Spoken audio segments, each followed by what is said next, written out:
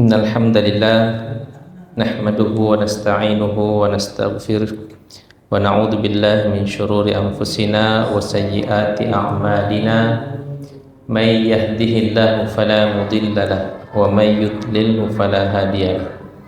Asyhadu an la ilaha illallah wahdahu la syarika lahu wa asyhadu anna Muhammadan abduhu wa rasuluh. Allahumma salli ala sayyidina Muhammadin wa ala alihi wa ashabihi wa man tabi'ahum bi ihsanin ila yaumiddin, amma ba'd. Hadirin jemaah Masjid Anwar Afrika, semoga senantiasa dalam lindungan Allah Subhanahu wa taala. Kita tentunya senantiasa memanjatkan puji syukur kita kepada Allah Subhanahu wa taala atas segala kenikmatan yang Allah berikan kepada kita semua. Begitu pula salawat dan salam senantiasa pula kita curahkan kepada Rasulullah sallallahu alaihi wasallam. Bapak Ibu azani Allah wa iyyakum.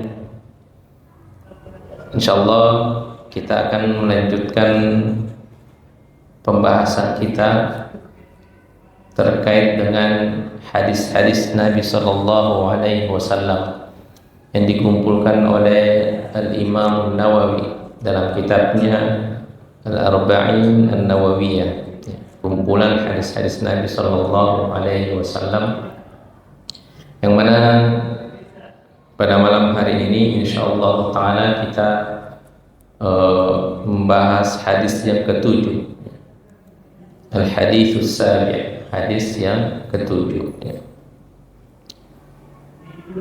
Beliau mencantumkan hadis yang ketujuh dari hadis yang diriwayatkan oleh Imam Muslim melalui sahabat Ruqayyah Tamim bin Aus Ad-Dari. Jadi an Abi Ruqayyah Tamim bin Aus Ad-Dari radhiyallahu anhu anna an-nabiy sallallahu alaihi wasallam qala. Jadi dari sahabat Abu Ruqayyah. Jadi Abu Ruqayyah itu adalah kunyah ya. Jadi sahabat Nabi ini namanya Tamim bin Aus Ad-Dari, atau yang lebih dikenal dengan Tamim Ad-Dari radhiyallahu anhu anna an-nabiy sallallahu alaihi wasallam, bahwasanya Nabi sallallahu alaihi wasallam bersabda, ad-dinu an-nasihah, agama itu, inti daripada agama itu adalah an-nasihah. Kulna, maka para sahabat bertanya, liman, di hadis yang lain liman ya Rasulullah, di riwayat yang lain liman ya Rasulullah, kepada siapa? Maka beliau bersabda, qul lillahi wa li kitabihi wa li rasulihi wa li a'immatil muslimina wa ammatihim. Jadi an-nasihah itu ditujukan kepada siapa? Yaitu kepada Allah dan kepada kitabnya, kitab sucinya, dan kepada rasulnya, dan kepada imam-imam kaum muslimin wa ammatihi, dan kepada seluruh kaum muslimin yang itu diperuntukkan kepadanya an-nasihah. Bapak Ibu jamaah yang dirahmati Allah Subhanahu wa taala. Jadi hadis ini salah satu hadis yang agung. Makanya Al-Imam Nawawi mencantumkan hadis ini dalam kitabnya Arba'in An-Nawawi, karena banyak faedah, banyak pelajaran yang bisa kita dapatkan dari hadis Nabi yang singkat ini, tapi maknanya begitu dalam. Jadi hadis ini melalui sahabat Ruqayyah, Abu Ruqayyah atau sahabat Tamim Ad-Dari. Dan sahabat Tamim Ad-Dari di antara sahabat yang itu sangat sedikit meriwayatkan hadis ya. Jadi dalam kitab-kitab hadis itu Kutubus Sittah, kitab Bukhari atau kitab Sahih Muslim atau kitab An-Nasai, Abu Dawud, At-Tirmizi dan Ibnu Majah, beliau hanya meriwayatkan 9 hadis ya. Jadi di antara sekian ribu hadis Ya, beliau hanya ditemukan meriwayatkan 9 hadis. Dan Tamim Ad-Dari ini adalah sahabat Nabi atau satu-satunya sahabat Nabi yang pernah bertemu dengan Dajjal. Ya, yang pernah bertemu dengan Dajjal. Jadi memang Dajjal itu sudah hidup ya, sudah hidup di zaman, bahkan di zaman Nabi SAW Dajjal itu sudah hidup. Tinggal nanti menunggu waktu tibanya menjelang tanda-tanda hari kiamat kubra, terlepas ya dari ikatan atau rantai yang membelenggu pada saat ini yang ada di tubuh Dajjal di sebuah pulau. Ya. Itu kisahnya panjang, kisahnya panjang kalau kita ingin menceritakan. Nanti insya Allah Ta'ala di lain waktu kita akan membahas hal tersebut. Jadi Tamim Ad-Dari ini memang seorang yang ketika belum masuk dalam Islam, beliau seorang yang sering berpetualang ya. Jadi bersama sahabatnya 30 orang, waktu itu masih beragama Nasrani, melaut, kemudian di tengah laut digiring oleh ombak, akhirnya terdampar di sebuah pulau, dan di pulau itulah beliau bertemu dengan Dajjal. Nah, dan itu diceritakan ketika masuk Islam, diceritakanlah kepada Nabi Shallallahu Alaihi Wasallam. Jadi Bapak Ibu yang dirahmati Allah Subhanahu Wa Taala, jadi Nabi Shallallahu Alaihi Wasallam bersabda, ad-dinun nasiha, inti daripada agama itu adalah an-nasiha. Kalau di buku-buku terjemahan mungkin yang dipegang oleh Bapak Ibu, itu maknanya di sini adalah agama itu adalah nasihat ya. Agama itu adalah nasihat. Kalau misalnya kita baca dari hasil terjemahan tersebut, maka seseorang nanti akan bingung ya, ketika diterjemahkan agama itu adalah nasihat. Kemudian para sahabat bertanya, liman, kepada siapa? Jadi nasihat itu kepada siapa? Nah, kemudian dilanjutkan lillahi, kepada Allah. Kira-kira bagaimana kita memaknai nasihat kepada Allah? Ya. Bagaimana kita menasihati Allah? Ya. Kemudian wali kitabi, nasihat kepada kitab sucinya, yaitu Al-Quran. Loh, bagaimana caranya kita menasihati kitab suci Al-Quran? Wali rasulih, dan juga kepada rasulnya. Ya. Adanya adalah Rasul yang menasihati kita, bukan kita yang menasihati Nabi. Ya. Jadi pakai sebagian para ustadz-ustadz yang ahli di bidang logo ya di Indonesia ini, itu terjemahan an-nasihat di sini kalau diterjemahin dengan nasihat itu keliru. Ya, itu keliru. Dan memang ketika Nabi kan memang mungkin nasihat kita dalam bahasa Indonesia mungkin serapan daripada an-nasihat ya. Nah, tapi meski lafaznya sama, katanya sama, tapi belum tentu maknanya sama ya. Dan Nabi ketika menyebutkan ini ad-dinun nasihat, inti daripada agama itu adalah an-nasihat. Jadi saya selalu menyebutkan an-nasihat, bukan nasihat. Jadi dalam konteks Arabnya itu belum tentu Nabi nanti akan memahami, oh nanti di beberapa tahun setelahnya nanti akan ada kata dari bahasa Indonesia bermakna nasihat. Padahal an-nasihat di sini bukan maksud daripada nasihat sebagaimana yang kita pahami dalam konteks bahasa Indonesia. Bukan itu yang ingin yang dimaksud daripada an-nasihat dalam hadis ini. Ya, bukan itu. Ya. Jadi kalau dalam bahasa Arab, ketika orang mengatakan nasoha, kan an-nasiha itu dari asal kata nasoha ya. Nasoha itu dalam bahasa Arab, orang Arab biasanya kata, kalau misalnya mau membersihkan air atau mau memurnikan madu, misalnya ada air nih, misalnya air ini kotor. Nah, kemudian kalau ingin dibersihkan, mereka akan mengatakan nasahtul ma, saya telah membersihkan air ini sampai betul-betul bersih, atau ketika madu sampai madu itu murni ya. Artinya dia sulin melakukan berbagai rangkaian perbuatan, proses, sehingga menyebabkan air itu menjadi air yang murni. Nah, itu makna nasoha dalam bahasa Arab ya. Itu makna nasoha dalam bahasa Arab. Adapun dari segi makna yang dimaksud Nabi Shallallahu Alaihi Wasallam. Jadi an-nasuha itu an-nusuh dalam bahasa Arab adalah kita melakukan sesuatu sehingga bisa mendapatkan hasil yang maksimal. Itu dalam bahasa Arab ya. Saya kalau dalam segi air kita melakukan apapun yang kita lakukan agar air ini bisa menjadi air yang sempurna, air yang bersih, air yang suci. Kalau kita alihkan kepada madu, berarti kita melakukan sesuatu sehingga membuat madu ini menjadi madu yang murni.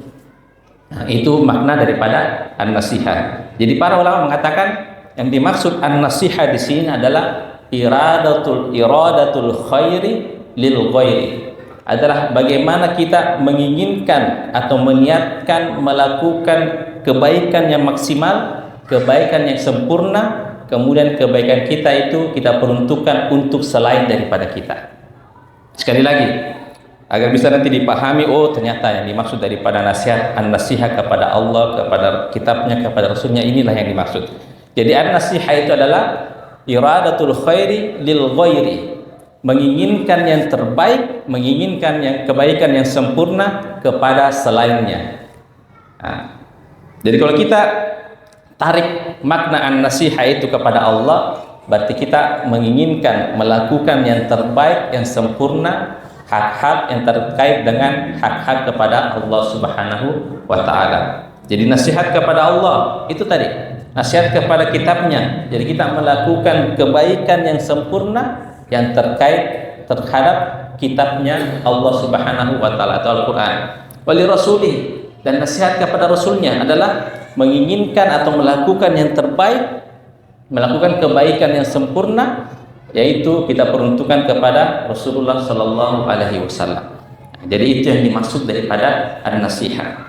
Kalau misalnya kita memahami nasihat sesuai dengan makna bahasa kita, mungkin hal itu hanya cocok di poin yang keempat dan kelima, yaitu kepada nasihat kepada pemimpin dan nasihat kepada kaum muslimin, itu cocok ya.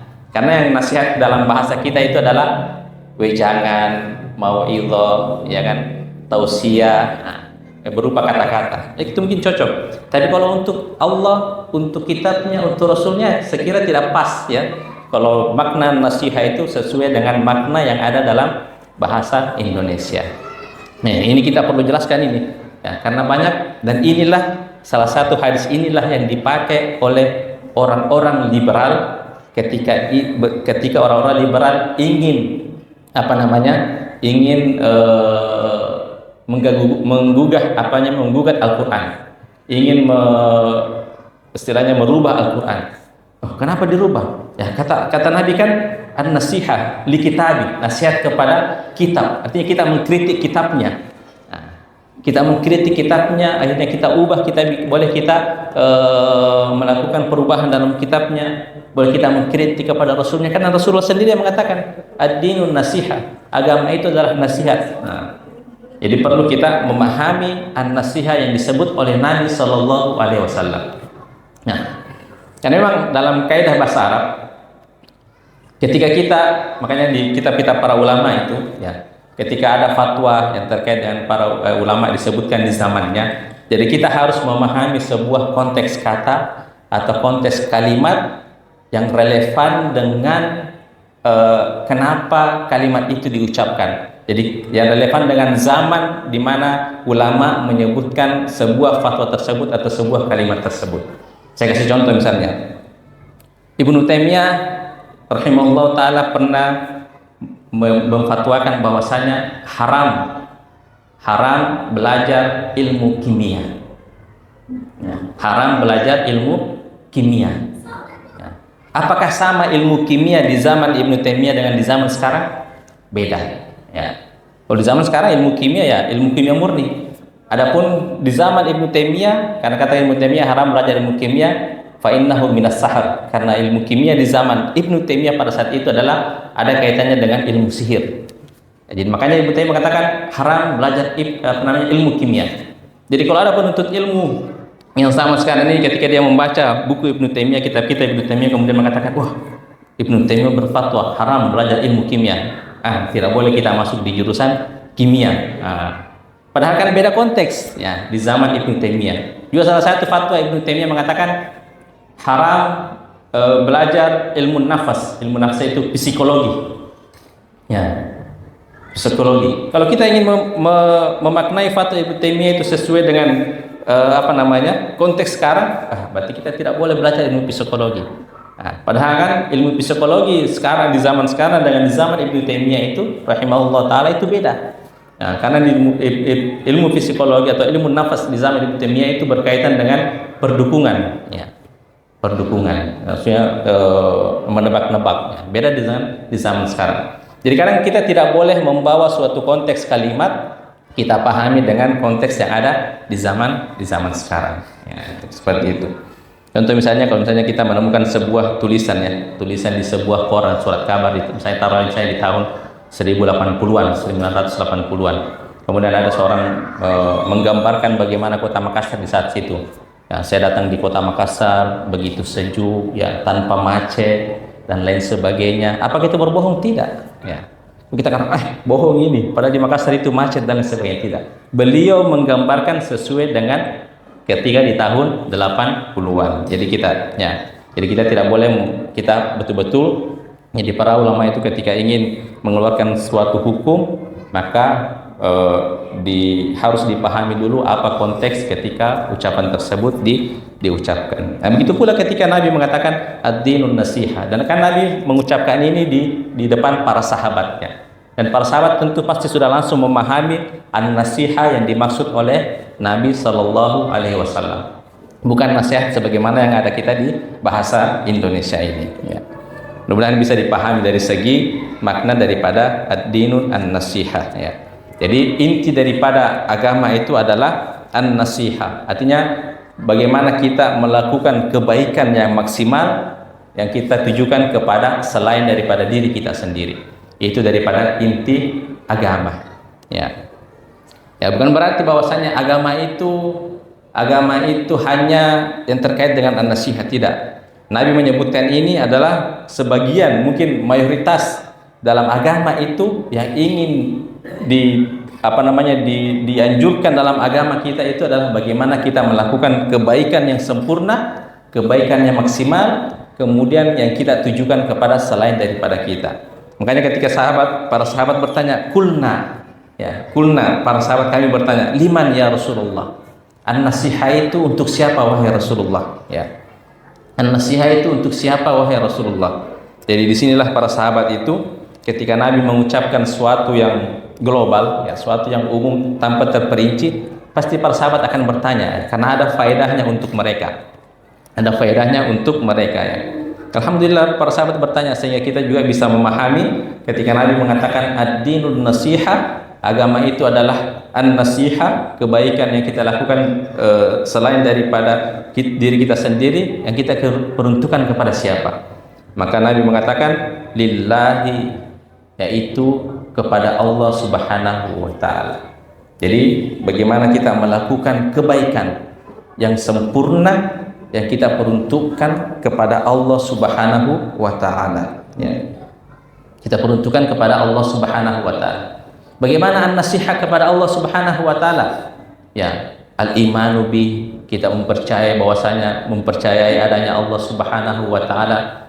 Kemudian kita meyakini dari segi tauhid rububiyahnya yang sebagaimana pernah kita jelaskan di sebelumnya di kitab ketika kita membahas rukun iman. Kita mengimani al-uluhiyahnya Allah Subhanahu wa taala, kita mengimani asma wa sifatnya Allah Subhanahu wa taala, bahwasanya Allah mempunyai nama-nama dan sifat-sifat yang agung yang sesuai dengan keagungan Allah Subhanahu wa taala.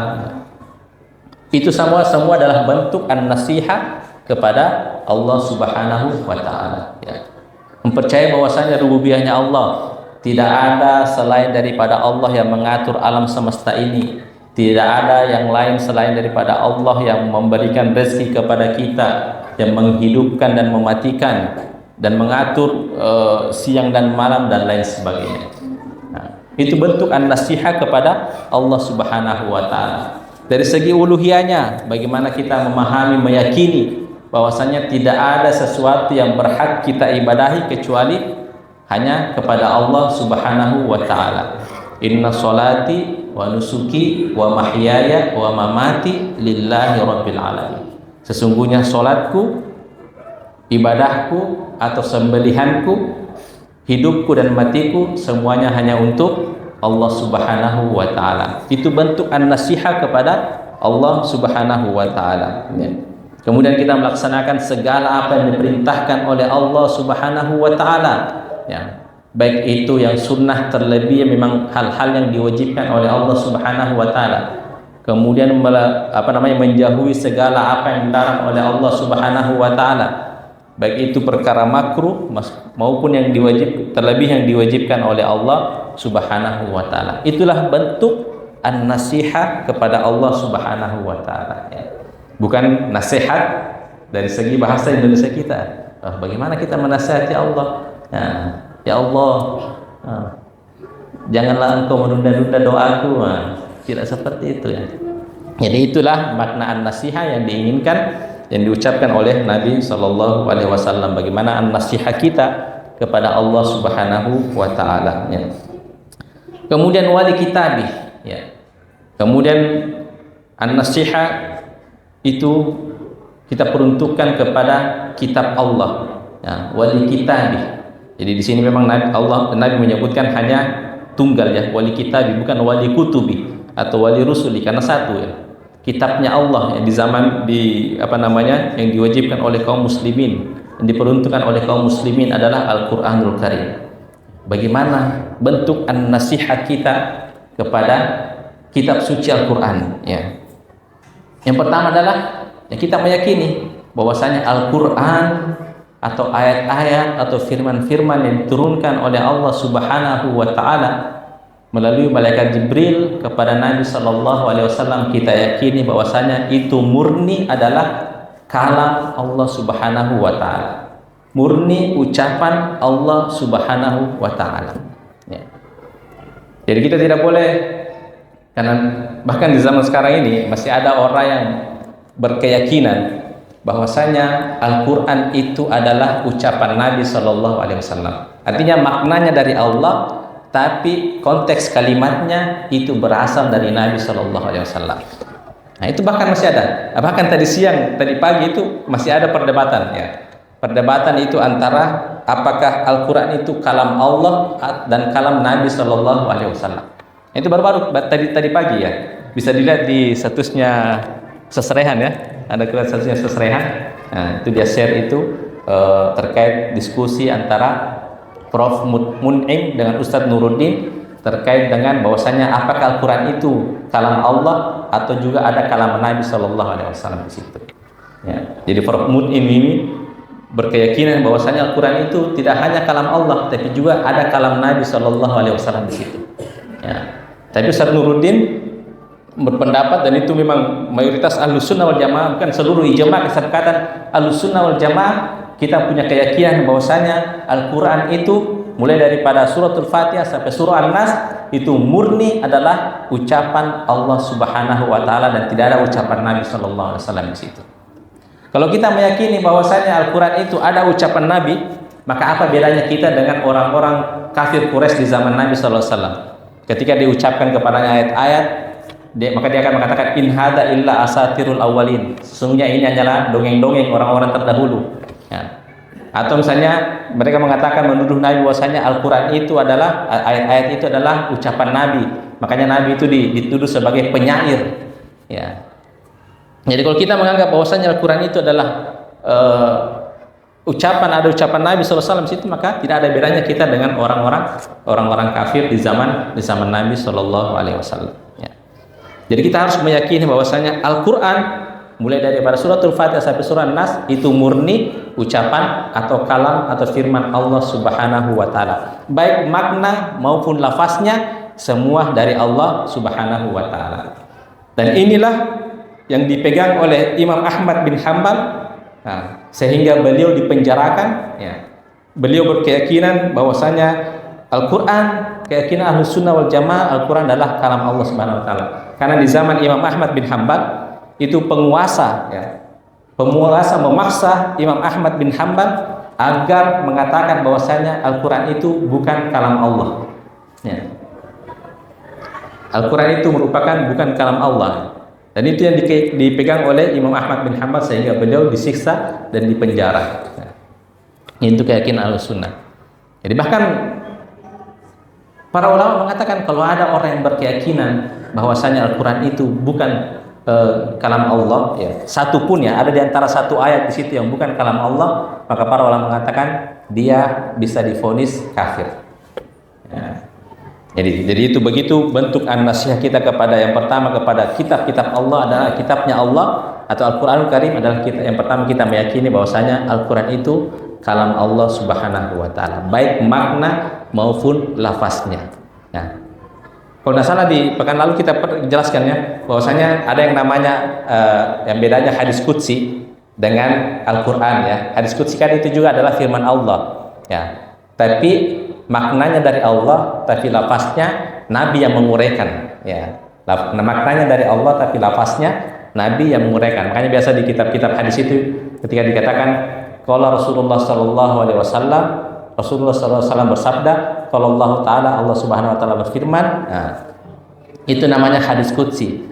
Lafaz maknanya dari Allah tapi lafaznya Nabi yang menguraikan sehingga bisa tersampaikan kepada para sahabat. Adapun Al-Quran murni makna dan lafaznya dari Allah Subhanahu wa taala. Ketika Allah menyuruh mereka Jibril misalnya suatu ayat, contohnya misalnya Jibril sampaikan kepada Nabi Alhamdulillahirabbil alamin arrahmanir rahim, maka murni apa yang diucapkan oleh Allah disampaikan melalui malaikat Jibril, kemudian malaikat Jibril menyampaikan kepada Rasulullah sallallahu alaihi wasallam.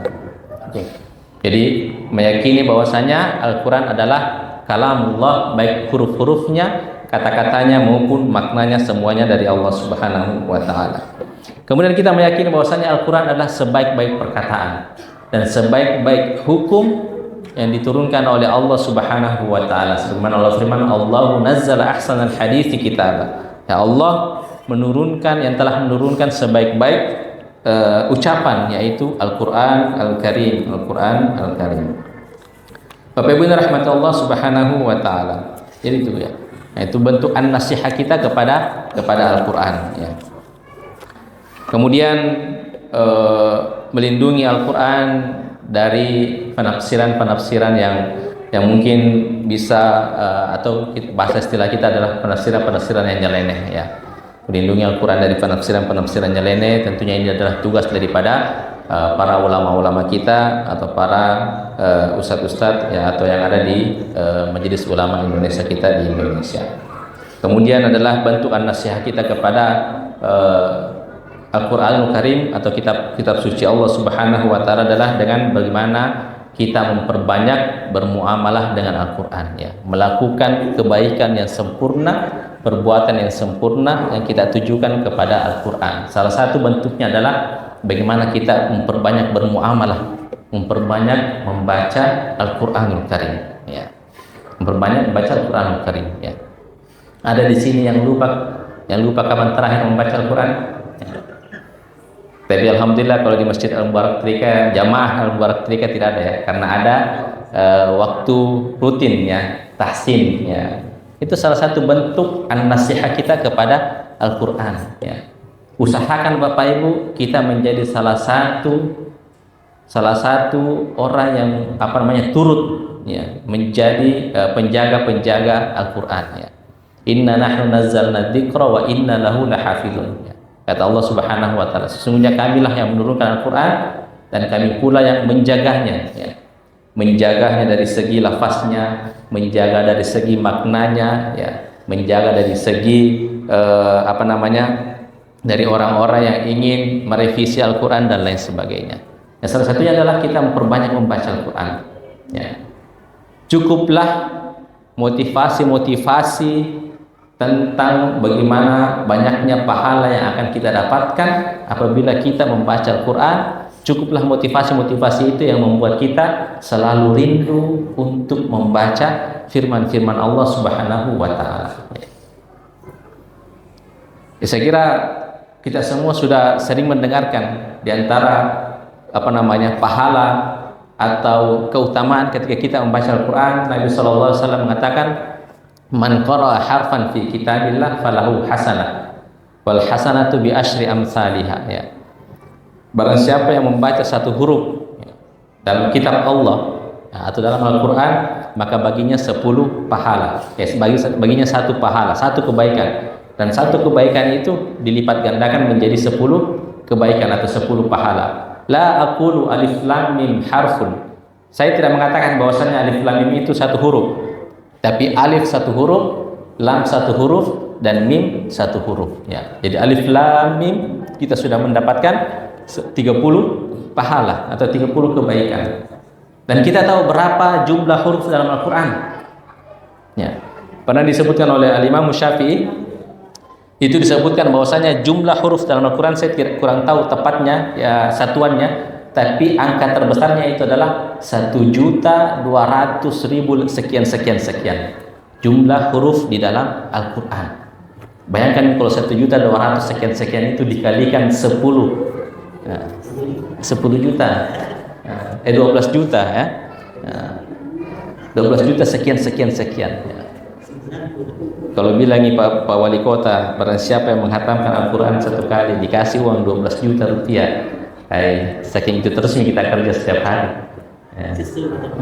Sudah sholat subuh mengaji sampai waktu duha, sudah sholat duhur mengaji lagi, sampai tunggu sampai asar mengaji. 12 digaji kini 12 juta, ya, 1 kali hatam. Andaikan Pak Wali Kota mengatakan seperti itu. Nah, disinilah letak titik keimanan kita kepada Allah Subhanahu wa Ta'ala, ya. Kita tidak bisa melihat secara detail hitungan pahala itu, ya, tapi keyakinan kita, oh, Allah menjanjikan sekian pahala, sekian keutamaan kalau kita membaca Al-Quran. Cukuplah keutamaan itu yang membuat kita rindu, ya, untuk selalu membaca Al-Quran, ya. Yang sampai kita hanya menyentuh mushaf Al-Quran ketika bulan suci Ramadan, ya. Ketika bulan suci Ramadan, ya, lewat Ramadan Al-Quran disimpan, ya, disimpan rapi di lemari sejajar dengan Tupperware, ya. Yang sampai seperti itu. Kita bagaimana agar kita dalam setiap hari ada waktu yang kita sisihkan untuk membaca Al-Quran, ya. Ya, jadi jangan menunggu waktu luang untuk membaca Al-Quran, jangan. Tapi luangkan waktu untuk membaca Al-Quran, ya. Beda konteks, ya, ketika kita menunggu waktu luang dengan meluangkan waktu, ya. Kalau kita menunggu waktu luang, kapan ada waktu luang, tak? Ya, setan itu pintar sekali membuat kita tersibukkan dengan hal-hal yang kurang ada manfaatnya, ya. Makanya kita yang harus meluangkan waktu, ya. Misalnya setiap harinya kalau sudah ke salat subuh saya harus membaca Al-Quran, ya. Nah, saya harus membaca Al-Quran. Kalau bisa 1 juz alhamdulillah, kalau tidak mampu setengah juz, kalau tidak mampu 1 lembar, ya. Seperti itu. Harus ada waktu yang kita luangkan, ya. Al-Quran itu diantara disebutkan oleh para ulama, ketika seseorang sering menyibukkan dirinya dengan Al-Quran, ada keberkahan dalam waktunya, ya. Ada keberkahan dalam hidupnya, dalam waktunya. Maksudnya seperti apa? Antara orang yang rajin membaca Al-Quran dengan orang yang tidak rajin membaca Al-Quran, sama-sama waktunya itu cuma 24 jam sehari, ya. Tapi orang yang rajin baca Al-Quran diberikan keberkahan dalam waktunya. Apa maksudnya diberikan keberkahan dalam waktunya? Artinya ketika dia menyibukkan dirinya dengan membaca Al-Qurannya, kemudian Allah memberikan keberkahan dalam waktunya, disebutkan oleh para ulama adalah Allah memudahkan segala urusan yang lain sehingga cepat terselesaikan. Satu contoh kasus, ya. Waktu saya masih kuliah di Jakarta, saya menghadiri pameran buku, ya, pameran Islamic Book Fair yang itu tiap tahunnya diadakan di bulan 2, ya, bulan 2, bulan 3. Dan salah satu Ustadz, ya, saya kenal karena beliau sama saya sama-sama jurusannya di bidang Al-Quran, ya. Beliau bernama Kiai Afifuddin Dimyati, ya. Afifuddin Dimyati S1, S2, S3 selesai di Al-Azhar Kairo Mesir, ya. Beliau pimpinan pesantren, kemudian dekan, ya, dekan di Fakultas Agama Islam di Jawa, salah satu perguruan tinggi di Jawa. Dan beliau rajin menulis buku, ya. Setiap bukunya ada aja buku yang beliau tulis. Dan di tahun itu beliau meluncing bukunya Asrarul Balaghatil Quran, ya, rahasia-rahasia balaghah Al-Quran, bahasa Al-Quran. Dan itu 2 jilid, satu jilidnya itu 300 halaman. Diselesaikan dalam 1 tahun.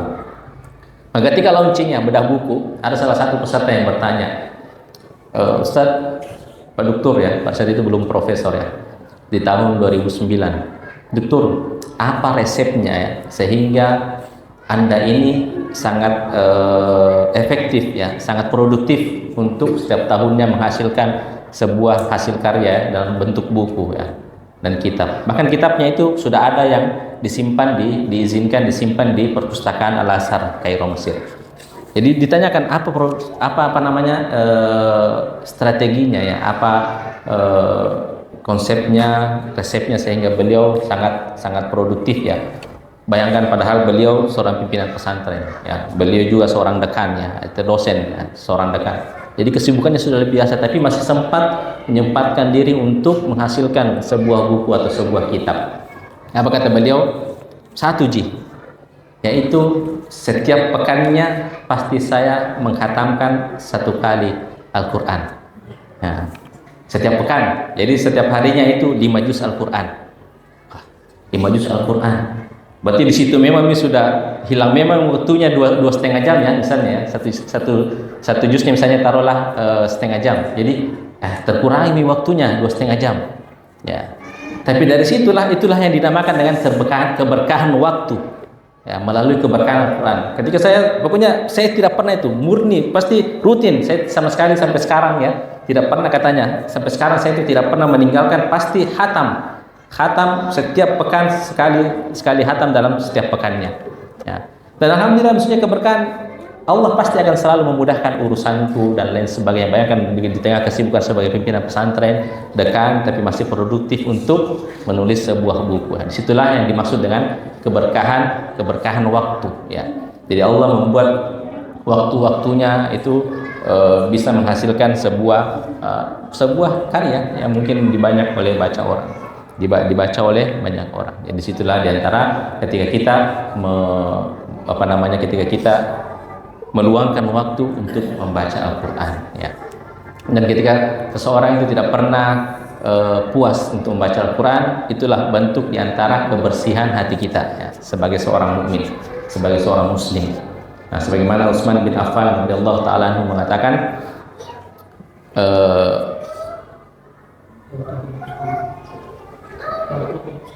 ya, idza tahurat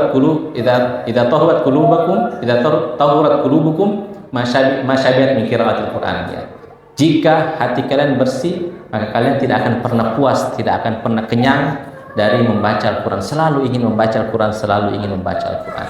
Dan itu salah satu bentuk an-nasihah kita kepada Al-Quran, dan salah satu bentuk an-nasihah kita kepada Allah Subhanahu wa taala. Bagaimana melakukan yang terbaik ya, kalau kebaikan yang sempurna terhadap Al-Quranul Karim ya.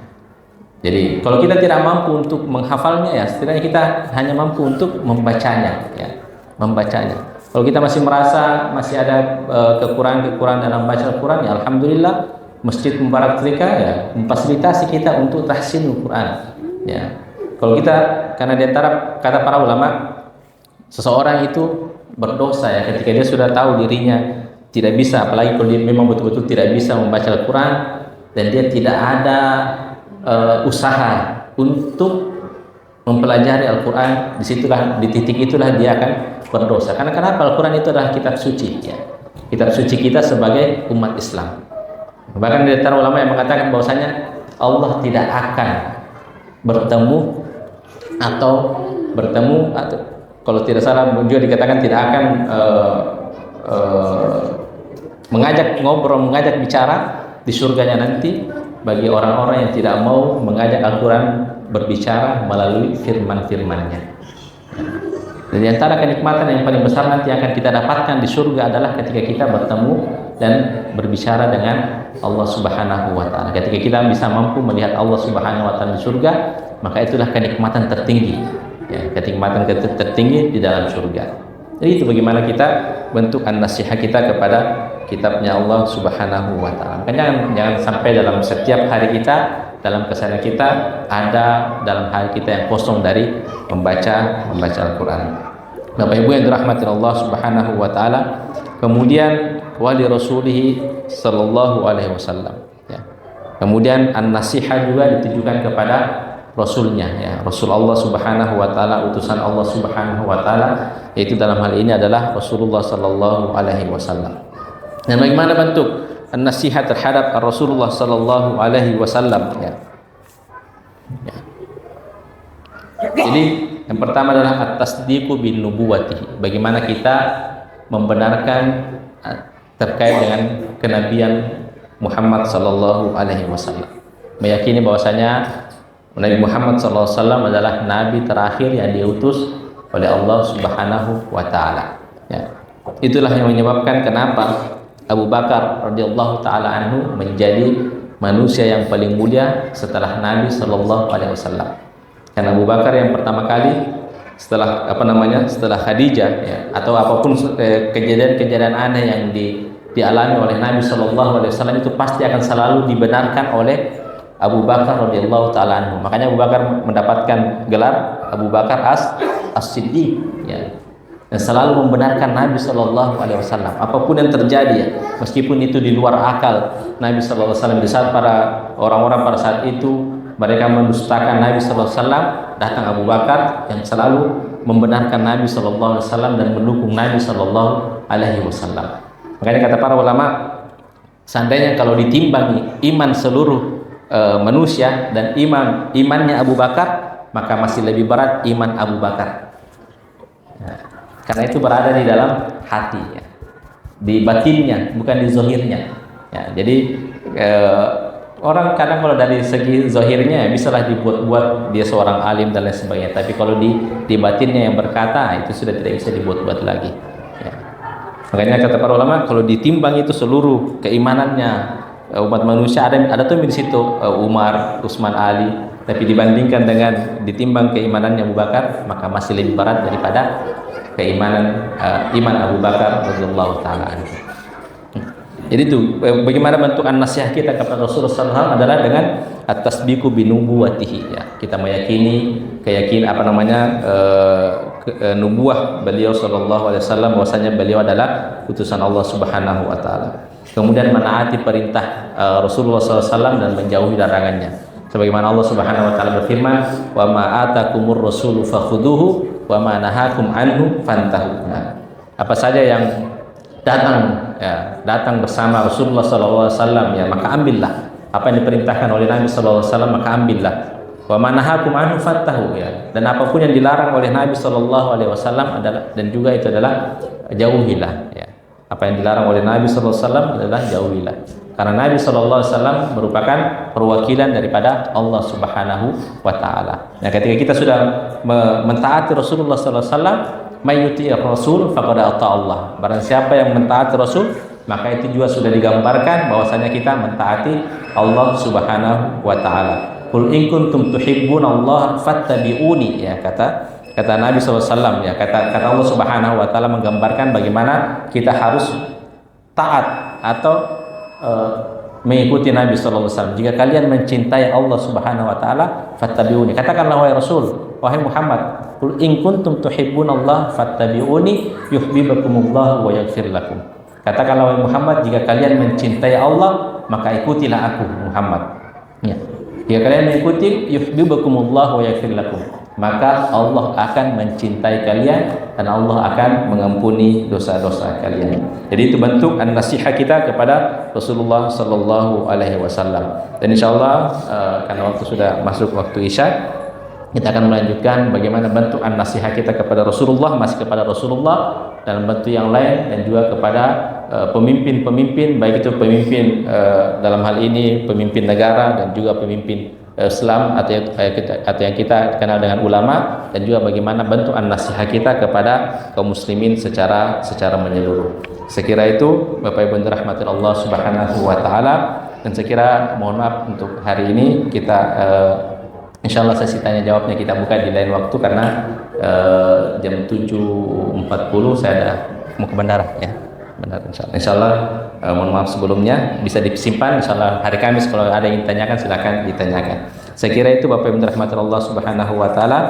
Apabila ada manfaat yang bisa kita dapatkan tentunya itu adalah dari Allah Subhanahu wa taala, dan bila mana ada kekurangan tentunya itu dari saya pribadi. Subhanakallahumma bihamdik asyhadu an la ilaha illa anta astaghfiruka wa atubu ilaik.